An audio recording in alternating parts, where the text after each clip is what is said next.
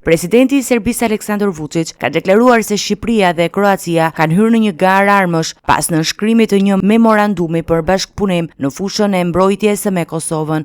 Gjatë një konference për gazetarët, Vučić e cilësoi këtë veprim si një sfidë për Serbinë, duke shtuar se vendi i tij do të mbrojë integritetin territorial nga çdo kërcënim. Është situatë e vështirë për ne, por ne kemi kuptuar mesazhin e tyre. Duhet ta ruajmë vendin tonë dhe të mbrojmë me sukses nga çdo agresor i mundshëm. Ai argumentoi se ky memorandum shkel marrëveshjen nën rajonale për kontrollin e armëve nga viti 1996 dhe pretendoi se NATO nuk është njoftuar për këtë veprim. Këtë çështje ai e ngriti edhe gjatë bisedës me sekretarin e përgjithshëm të NATO-s, Mark Rutte, por pa zbuluar reagimin e tij. Nga ana tjetër, Rutte shkroi në rrjetet sociale X se ishte diskutuar me Vučić për sigurinë rajonale dhe për forcimin e marrëdhënieve mes NATO-s dhe Serbisë.